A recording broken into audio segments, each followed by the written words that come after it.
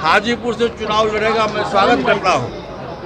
अब लड़ाई होगी, उसकी जमानत जब्त हो जाएगी हाजीपुर से। लेकिन पहले उससे ये पूछिए कि एनडीए गठबंधन में है या यूपीए गठबंधन में। वो जहाँ के सांसद हैं वहाँ पे पीठ दिखाकर वो भाग रहे हैं।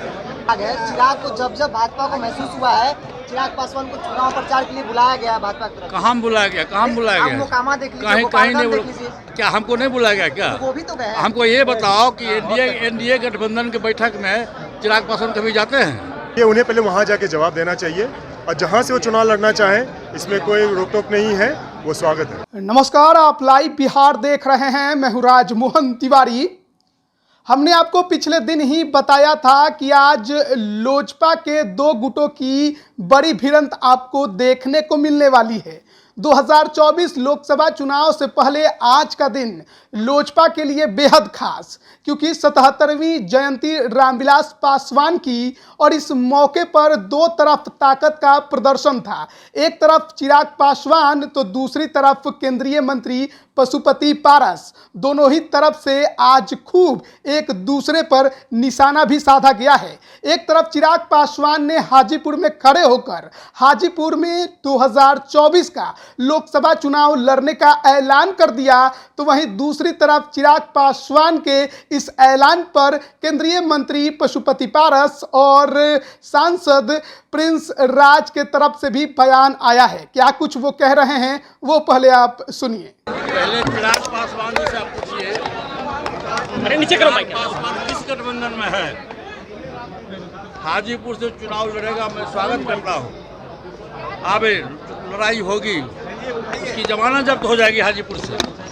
लेकिन पहले उससे ये पूछिए कि एनडीए गठबंधन में है या यूपीए गठबंधन में। मंत्री जी, एक सवाल है, आप कह रहे हैं कि किस गठबंधन का हिस्सा चिराग है? चिराग को जब भाजपा को महसूस हुआ है, चिराग पासवान को चुनाव प्रचार के लिए बुलाया गया भाजपा की तरफ। कहाँ बुलाया गया? कहाँ बुलाया गया? मोकामा देख लीजिए, कहीं नहीं देख लीजिए। क्या हमको नहीं बुलाया गया क्या? वो भी तो गए। हमको ये बताओ कि एनडीए गठबंधन के बैठक में चिराग पासवान कभी जाते हैं?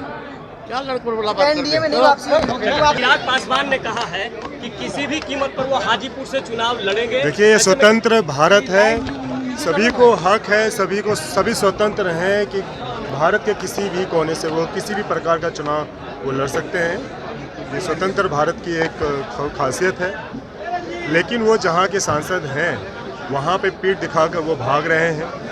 वहाँ की जनता ने जो उन्होंने आशीर्वाद दिया, उन्हें काम करने का मौका दिया, उन्होंने वहाँ पे क्या किया क्या नहीं किया, उन्हें जमुई की जनता को उन्होंने जिस तरीके से बेघर तरीके से उनको छोड़ दिया है, ये उन्हें पहले वहाँ जाके जवाब देना चाहिए और जहाँ से वो चुनाव लड़ना चाहें इसमें कोई रोक टोक नहीं है, वो स्वागत है। तो अभी आपने सुना किस प्रकार से पशुपति पारस और प्रिंस राज चिराग पासवान पर सवाल खड़े कर रहे हैं और उन्होंने सवाल पूछते हुए ये कहा है कि आखिरकार चिराग पासवान जमुई छोड़कर हाजीपुर क्यों भाग रहे हैं, पहले तो उनको इसका जवाब देना चाहिए। पशुपति पारस ने तो यहाँ तक चिराग पासवान से ये भी पूछा कि चिराग पासवान अभी किधर हैं, कहाँ हैं, ये क्यों नहीं बताते। हालांकि जब ये उनको बताया गया कि चिराग पासवान बीजेपी के साथ नजर आते हैं, इस पर काफी ज्यादा भड़कते भी दिखाई दिए और पूछ लिया कि एनडीए की बैठक में तब क्यों नहीं नजर आते। तो चाचा भतीजे की लड़ाई जो पिछले कई सालों से शुरू हुई है